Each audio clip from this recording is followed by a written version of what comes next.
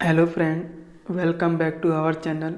आज हम लोग स्टडी करेंगे क्लास 12 के चैप्टर 7 जिसका नाम क्या है, इंटीग्रल्स यानी कि समाकलन। चलिए आइए इसको स्टार्ट करते हैं। ये समाकलन क्लास 12 का सबसे बिगेस्ट चैप्टर है। ठीक है, तो चलिए आइए इसको स्टार्ट करते हैं। इसके बेसिक से स्टार्ट करते हैं।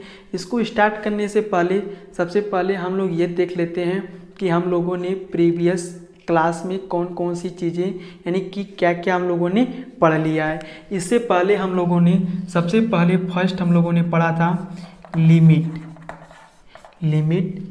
And derivative.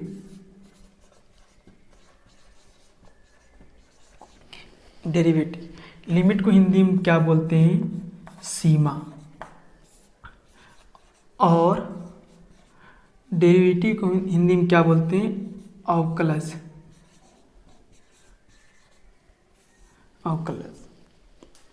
ये पढ़ा था सबसे पहले।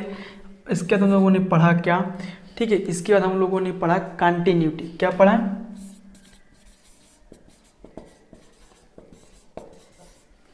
कंटिन्यूटी। क्या पढ़ा, कंटिन्यूटी एंड डिफरेंशिएबिलिटी।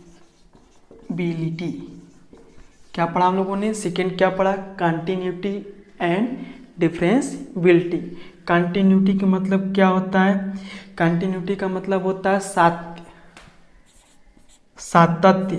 सातत्य क्या बोलते हैं, सातत्य।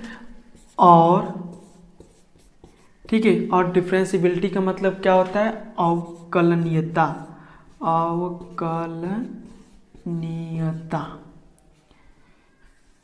अवकलनीयता ये पढ़ा। थर्ड हम लोगों ने क्या पढ़ा, थर्ड हम लोगों ने पढ़ा एप्लीकेशन ऑफ डेरिवेटिव।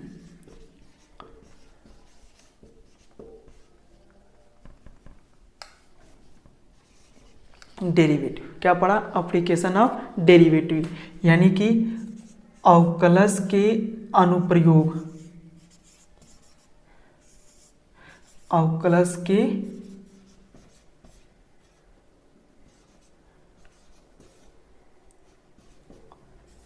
क्या पढ़ा हम लोगों ने, अवकलज के अनुप्रयोग पढ़ा।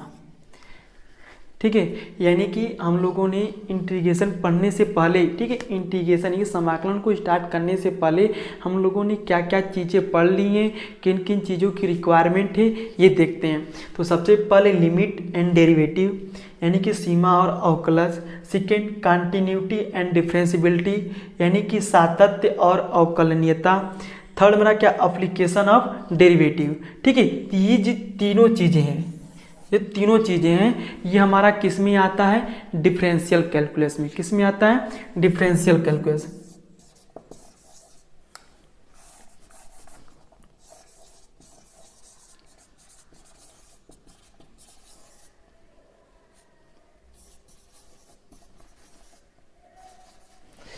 डिफरेंशियल कैलकुलस में आता है। ठीक है, यानी कि किस में आता है हमारा ये, डिफरेंशियल कैलकुलस में। ठीक, यानी कि ये चीज़ें, ये हमारा क्लास 12 का फर्स्ट पोर्शन है। ठीक है, यानी कि limit and derivative, continuity and differentiability, application of derivative. ठीक है, तो ये मेरा क्या किसके अंतर्गत आता है, डिफरेंशियल कैलकुलस के अंतर्गत आता है। और सेकेंड पार्ट हमारा क्या होता है, चलिए इसको भी देखते हैं।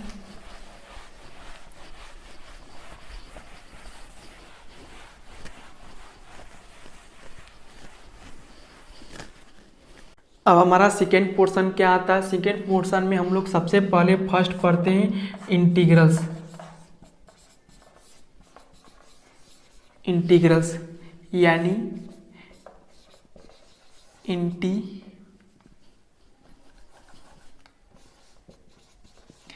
इंटीग्रेशन। ठीक है, यानी इसको क्या बोलते हैं, समाकलन। क्या बोलते हैं, समाकलन। सेकेंड आता है हमारा application of integral. Application of integrals यानी समाकलनों के अनुप्रयोग, यानी समाकलन के बेस पे जो जो भी एप्लीकेशन है उसको, यानी कि समाकलनों के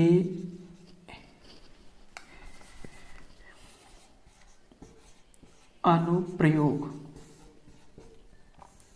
समाकलनों के अनुप्रयोग। और थर्ड पोर्शन हमारा आता है डिफरेंशियल इक्वेशन, डिफरेंशियल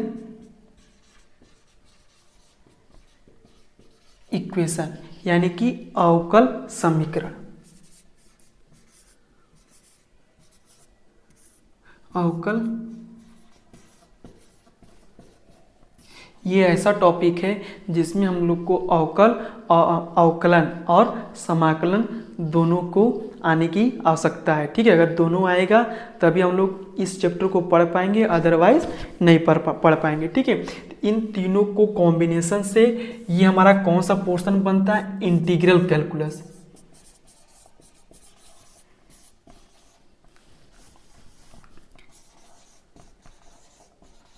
ये हमारा कौन सा पोर्शन में आते हैं, इंटीग्रल कैलकुलस। हम लोगों ने इसके पहले देखा थर्ड, ठीक है, लिमिट एंड डेरिवेटिव, ठीक है, कॉन्टिन्यूटी एंड डिफरेंशिबिलिटी, ठीक है, और एप्लीकेशन ऑफ डेरिवेटिव। ठीक है, ये तीन चीज़ें डिफरेंशियल कैलकुलस में थी। और ये इंटीग्रल्स यानी इंटीग्रेशन, एप्लीकेशन ऑफ इंटीग्रल समाकलन के अनुप्रयोग और डिफरेंशियल इक्वेशन, ये तीनों चीज़ें किस में है, इंटीग्रल कैलकुलस में है। तो हम लोग को कौन सा पोर्शन पढ़ना है, इंटीग्रल कैलकुलस। ठीक है, ये हमारा क्लास 12 का बिगेस्ट चैप्टर है। तो चलिए इसको स्टार्ट करते हैं। ठीक है, ये इंटीग्रेशन होता क्या है। ठीक है, तो चलिए आइए स्टार्ट करते हैं। ठीक है, अभी तक हम लोगों ने देखा कि कौन कौन सी चीज़ें होती हैं और किसके अंतर्गत आती हैं। अब हम लोग स्टार्ट करने वाले हैं इंटीग्रल्स। ठीक है, इंटीग्रल्स या इंटीग्रेशन,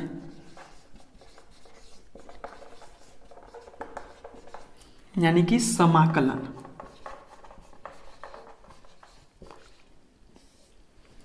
ठीक, तो हम लोगों ने इसको ये कैसे आया, पहले ये चीज़ देखते हैं। ठीक है, हम लोगों ने क्लास 11th में, ठीक है, किसमें, क्लास 11th में, क्लास 11th में हम लोग पढ़ा है सीक्वेंस सीरीज।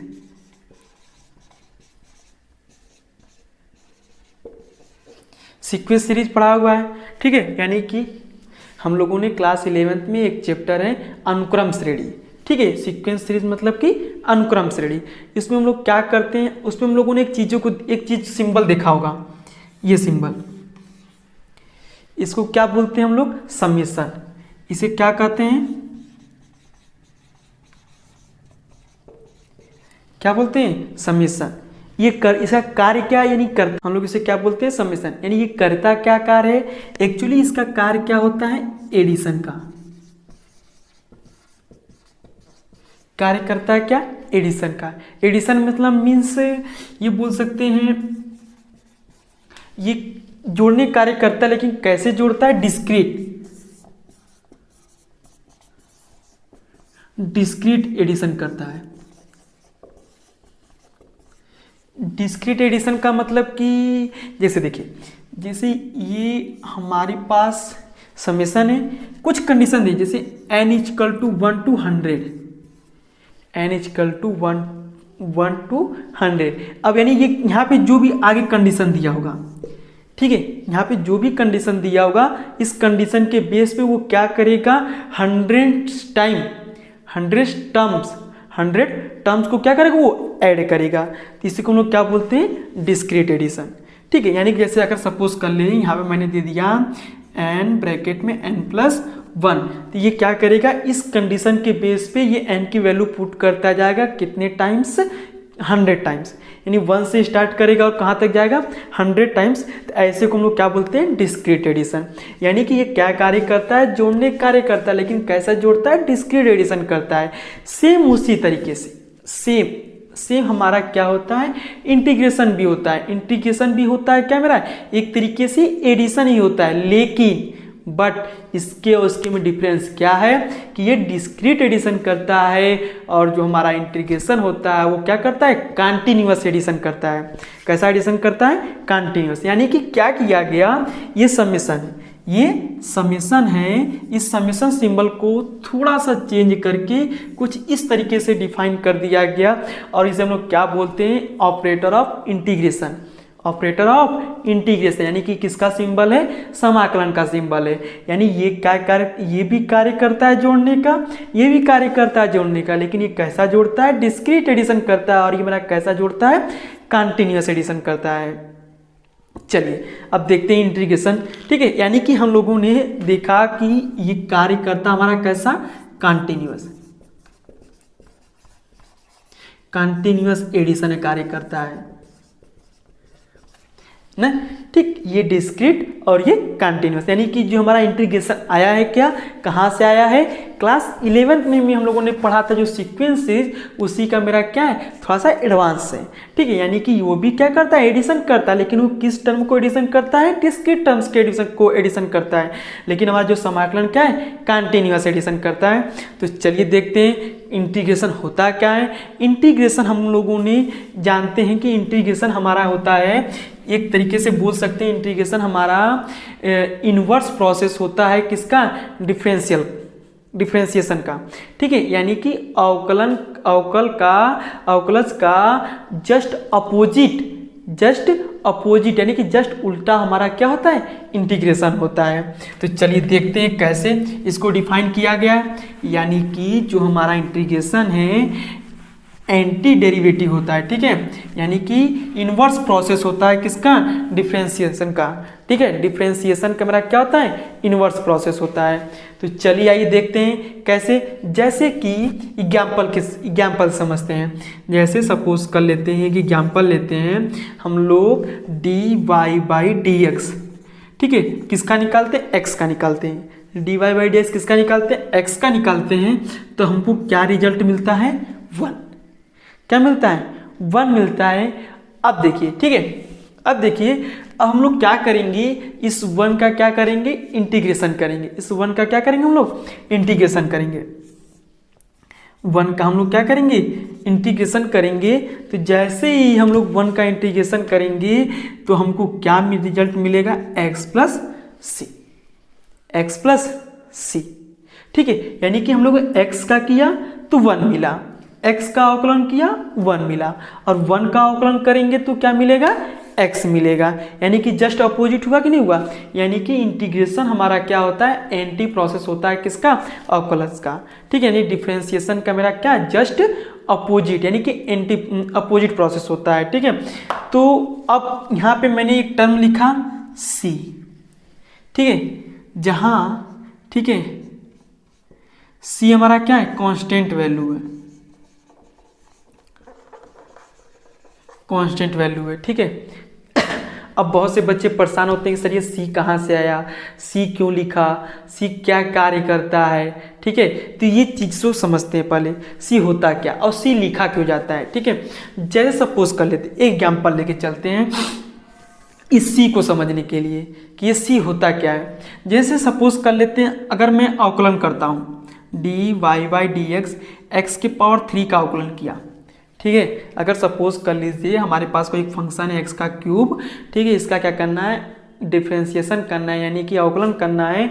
जब इसका अवकलन करेंगे तो हमको रिजल्ट क्या मिलेगा, 3x² मिलेगा। Are you right. ठीक है, ठीक, चलिए आगे देखते हैं। ठीक, एक और एग्जाम्पल लेते हैं dy/dx। अब x का क्यूब प्लस 1। अब मैंने दूसरा फंक्शन ले लिया। ऊपर मेरा फंक्शन क्या था, x का क्यूब था, और यहाँ पे क्या है, x का क्यूब प्लस 1। ठीक है, अब इसका अवकलन करेंगे तो देखिए, जब इसका अवकलन करेंगे तो हमको फिर भी रिजल्ट क्या मिलेगा, 3x² ही मिलेगा। क्यों, क्योंकि देखिए x का क्यूब का अवकलन करेंगे 3x², और जैसे ही 1 का हम लोग अवकलन करेंगे हमको रिजल्ट क्या मिल जाएगा, 0 मिलेगा। 1 का अवकलन करेंगे तो क्या मिलेगा, 0। यानी कि कांस्टेंट वैल्यू का अगर अवकलन करते हैं तो हमको रिजल्ट में क्या मिलता है, 0। यानी कि कांस्टेंट वैल्यू का अवकलन क्या होता है, 0 होता है। आई बात समझ में। फिर एक और एग्जाम्पल लेते हैं dy/dx। X cube plus 10। अब मैंने 1 की जगह 10 ले लिया, थोड़ी और वैल्यू सपोज के लिए 100 ले लेते हैं, थोड़ी ज़्यादा वैल्यू ले लेते हैं, ठीक है। अब ये भी फंक्शन अलग है, ये भी फंक्शन अलग है, और ये भी फंक्शन हमारा क्या है, अलग है। लेकिन हम इनका अगर अवकलन कर रहे हैं तो हमको क्या मिल रहा है, सेम रिजल्ट मिल रहा है। क्या मिल रहा है, सेम रिजल्ट मिल रहा है। तो अगर इसका इन्वर्स प्रोसेस करेंगे तो हमको क्या होगा, रिजल्ट जैसे देखिए अब यहाँ पे 1 और 100 हमारा क्या है, एक कांस्टेंट वैल्यू है। 1 और हमारा 100 क्या है, कांस्टेंट वैल्यू है, ठीक है। इसी तरीके से अगर देखिए अब एक एग्जांपल दिखाते हैं, जैसे देखिए अगर dy by D X cube plus C कर दे, सी यानी कि मेरा सारे कांस्टेंट वैल्यू को रिप्रेजेंट कर रहा है। एक तरीके से एग्जांपल में सी मेरा क्या है, सारे कांस्टेंट वैल्यू को रिप्रेजेंट कर रहा है। तो अगर हम लोग इसका अवकलन करते हैं, सॉरी इसका अवकलन करेंगे तो हमको रिजल्ट क्या मिलेगा, 3x स्क्वायर मिलेगा। क्या मिलेगा, 3x स्क्वायर मिलेगा। अब 3x स्क्वायर प्लस सी का क्या करते हैं हम लोग, क्या करते हैं, इंटीग्रेशन करते हैं। क्या करते हैं, इंटीग्रेशन, इसका इंटीग्रेशन करते हैं। देखिए इंटीग्रेशन 3x स्क्वायर प्लस, ठीक है, केवल 3x स्क्वायर का इंटीग्रेशन करते हैं तो हमको क्या रिजल्ट मिलेगा। देखिए 3 और x स्क्वायर करेंगे तो x के पावर 2 प्लस 1 बटे 2 प्लस 1, यानी क्या होता है, n प्लस 1 बटे n प्लस 1, और एक कांस्टेंट टर्म c। तो इसको सॉल्व करेंगे तो ये 3 से 3 कैंसिल, बचेगा मेरा क्या, x के पावर 3 प्लस c। ठीक, देखिए यानी कि मैंने इसका अवकलन किया, ये रिजल्ट मिला, और इस रिजल्ट का हम लोगों ने क्या किया, इंटीग्रेशन किया, वो क्वेश्चन मिल गया। आई बात समझ में। इसीलिए हम लोग क्या करते हैं, ये कांस्टेंट वैल्यू c को, यानी कि जनरल c हमारा क्या है, c हमारा वेयर c जो हमारा है एक जनरल कांस्टेंट वैल्यू है।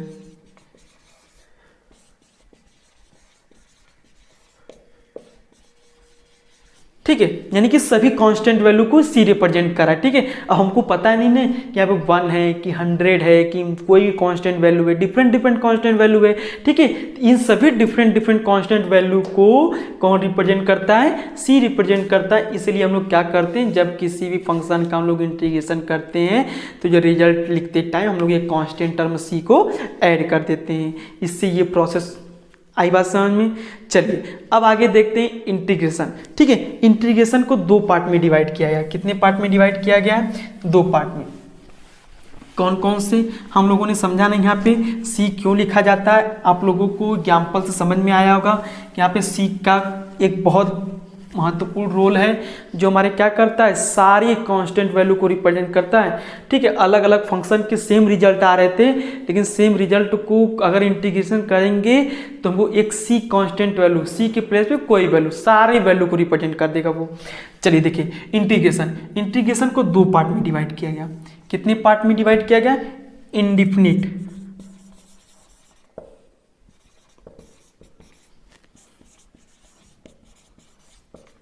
इंटीग्रेशन, और सेकेंड हमारा क्या होता है,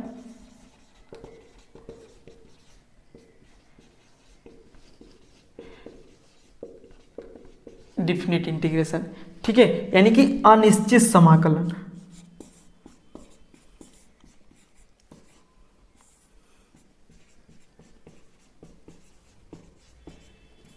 और इसका मतलब क्या होता है,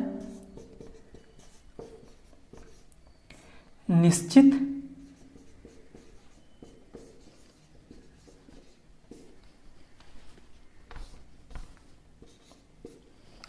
समाकलन। अब इन चीजों को समझते हैं। ठीक है, अब ये आया कैसे, इंडिफिनिट कैसे आया और डिफिनिट, इंडिफिनिट में क्या करते हैं, डिफिनिट में क्या करते हैं। इंडिफिनिट यानी कि अब हमारे पास एक ऐसा फंक्शन, ठीक है, अब हम लोगों ने क्या कैसे, कोई फंक्शन है, ठीक है, सपोज कोई फंक्शन है, उस फंक्शन का हम लोगों ने क्या कर लिया, डिफरेंशिएशन कर लिया। ठीक है, यानी कि अवकलन कर लिया। हमको क्या निकला, जैसे मान लीजिए हमारे पास एक फंक्शन है, सिंपल सा फंक्शन ऑफ fx। ठीक है, इस फंक्शन का हम लोग क्या निकालते हैं, अवकलन करते हैं तो हमको क्या मिलता है, एफ डैश एक्स, यानी डेरिवेटिव मिल जाता है। ठीक है, अब हमारे पास कुछ ऐसा प्रोसेस चाहिए था कि अगर मैं इस फंक्शन की सहायता से फिर रिवर्स प्रोसेस ला दूं। जैसे सपोज करिए, ठीक है, मैंने इस फंक्शन को इसमें कन्वर्ट कर दिया, फंक्शन ऑफ एफ एक्स को किसमें कन्वर्ट कर दिया, एफ डैश एक्स में कन्वर्ट कर दिया। अब हमको ऐसा प्रोसेस चाहिए था कि एफ डैश एक्स की सहायता से हम लोग क्या निकाल दें, फंक्शन ऑफ एफ एक्स ला दें। यानी कोई वस्तु है, वस्तु को किसी दूसरे में क्या किया, पोजीशन में चेंज कर दिया और फिर उसी पोजीशन से फिर हमको पहले वाले पोजीशन में आना है। तो ऐसे प्रोसेस चाहिए थे। तो ऐसे प्रोसेस को डेवलप करने के लिए क्या लोग यूज करते हैं, इंडिफिनिट इंटीग्रेशन। यानी कि ये ऐसा प्रोसेस है जो किसी फंक्शन का अगर डेरिवेटिव है तो वो डेरिवेटिव का हम लोग इंटीग्रेशन करेंगे तो हमको फिर वो क्या कर देगा, फिर हमको वही फंक्शन वापस ला देगा। यानी कि मैंने क्या बोला, मैंने ये बोला कि अगर हमारे पास कोई फंक्शन है, उस फंक्शन का हम लोग डेरिवेटिव निकाल देते हैं। क्या निकाल देते हैं, डेरिवेटिव। अगर उस डेरिवेटिव का हम लोग क्या करते हैं, इंटीग्रेशन कर दें। इंटीग्रेशन करने पर अगर हमको फिर से वही फंक्शन मिल जाता है, यह किस प्रोसेस पे होता है मेरा, इंडिफिनिट इंटीग्रेशन। यानी किस में होता है मेरा, इंडिफिनिट इंटीग्रेशन में, यानी कि अनिश्चित समाकलन में। अनिश्चित समाकलन का कार्य क्या है, अगर कोई फंक्शन है, अगर उसका डेरिवेटिव है, डेरिवेटिव से उस फंक्शन को लाने के लिए हम लोग क्या करते हैं, अनिश्चित समाकलन का उपयोग करते हैं। अब रही बात डिफिनिट इंटीग्रल। डिफिनिट इंटीग्रल क्या होता है, जैसे हमारे पास कोई फिगर हो, चाहे 2D शेप हो, चाहे 3D शेप हो, ठीक है, उस क्लोज फिगर का अगर एरिया डिफाइन करना हो तो हम लोग क्या कर सकते हैं, किसकी सहायता से निकालते हैं, डिफिनिट इंटीग्रल की सहायता से। जैसे एग्जांपल में छोटा सा देता हूँ, तो सपोज कर लीजिए, ठीक है, ये हमारे पास क्या एक 2D फिगर है। ये सपोज कर लीजिए ये एक्स एक्सिस और ये मेरा क्या, वाई एक्सिस है। अगर मैंने इस पर कोई सी फिगर बना दिया, जैसे मान लीजिए ये, ठीक है, एक मैंने क्या रेक्टेंगल बनाया या सिंपल सा ट्रायंगल ले लेते हैं, ठीक है, ये मैंने फिर फिंगर क्या ट्रायंगल बना दिया, ठीक है। अब इस ट्रायंगल का अगर हमको एरिया निकालना हो तो हम लोग कोऑर्डिनेट ज्योमेट्री की सहायता से क्या कर सकते हैं, इस ट्रायंगल का एरिया निकाल सकते हैं, ठीक है। लेकिन अब सपोज कर लीजिए अब हमारे पास कोई ऐसा फिगर बन जाए, ठीक है। अब इस फिगर, अब ना ये रेक्टेंगल है, ना स्क्वायर है, ना ट्रायंगल है, ना सर्कल है, कोई चीज़ डिफाइन नहीं है। तो ऐसे फिगर को, ऐसे क्लोज फिगर को, चाहे 2D शेप में हो, चाहे 3D शेप में हो, ठीक है, ऐसे क्लोज फिगर का अगर एरिया डिफाइन करना होगा तो हम लोग किसकी सहायता से करते हैं, डिफिनिट इंटीग्रेशन की सहायता से करते हैं। यानी ऐसे सभी फिगर, क्लोज फिगर का एरिया निकालना होगा तो हम लोग किसकी सहायता से करते हैं, डिफिनिट इंटीग्रल की सहायता से करते हैं। चलिए अब अभी हम लोग जो भी चीज़ें पढ़ेंगे वो चीज़ें किस में पढ़ेंगे, इंडिफिनिट इंटीग्रेशन में पढ़ेंगे। तो चलिए इसको आगे ही कंटिन्यू करते हैं। इंडिफिनिट इंटीग्रेशन में होता क्या क्या है, जैसे सपोज कर लेते हैं मैंने क्या लिखा, ठीक है, प्लीज देखते ही होता मतलब कौन कौन सी चीज़ें आती हैं, कौन कौन सी चीज़ें नहीं आती हैं, ठीक है। ठीक है, मैंने क्या लिखा, इंटीग्रेशन, ठीक है, function of F x D x, ठीक है, इसे हम लोग क्या बोलते हैं, इंटीग्रेंड। इंटीग्रेंड, ठीक है। और ये मेरा क्या है, ठीक, ये मेरा क्या ऑपरेटर है, इसे क्या बोलते हैं, ऑपरेटर। और ये मेरा क्या है, वेरिएबल ऑफ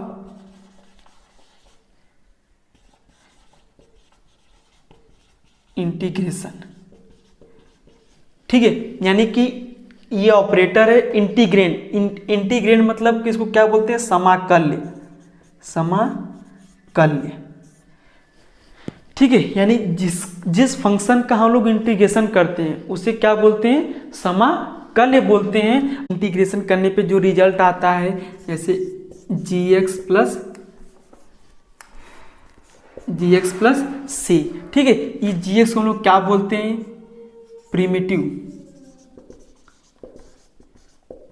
प्रिमिटिव या इंटीग्रल या एंटी डेरिवेटिव,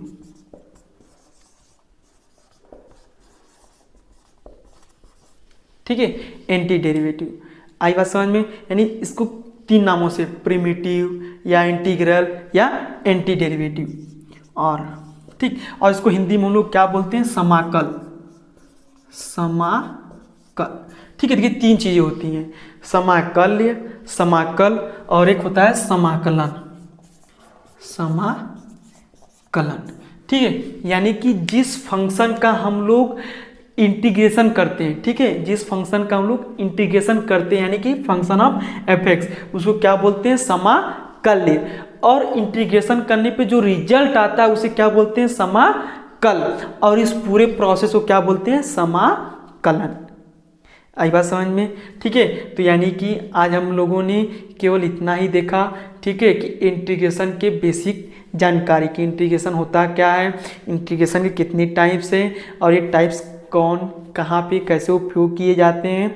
आई बात समझ में, ठीक है। और हम लोगों ने ये देखा कि इंटीग्रेशन जो ये पूरा मेरा क्या है, इंटीग्रेशन का फिगर है, ठीक है। ये मेरा क्या पूरा इंटीग्रेशन का फिगर है, यानी कि इसे क्या बोलते हैं, ऑपरेटर सिंबल है किसका, इंटीग्रेशन का। ये मेरा क्या इंटीग्रेंड है, यानी इसी फंक्शन का हम लोग क्या करते हैं, इंटीग्रेशन करते हैं। और dx वेरिएबल ऑफ इंटीग्रेशन, ये देखता है कि फंक्शन अगर हमारा x है तो x के सापेक्ष, y है तो y के सापेक्ष, z है z के सापेक्ष, t है t के सापेक्ष, जो जैसा वेरिएबल होगा उसी के सापेक्ष हमारा क्या होगा, इंटीग्रेशन होगा। और हमको जो रिजल्ट मिलेगा उसको क्या बोलते हैं, प्रिमिटिव या इंटीग्रल या एंटी डेरिवेटिव, उसको हिंदी में क्या बोलते हैं, समाकल। और एक लास्ट हमारा c मेरा क्या था, कांस्टेंट वैल्यू होती है। हम लोगों ने c को भी उपयोग देखा कि c क्यों ऐड करते हैं, c का उपयोग क्या है,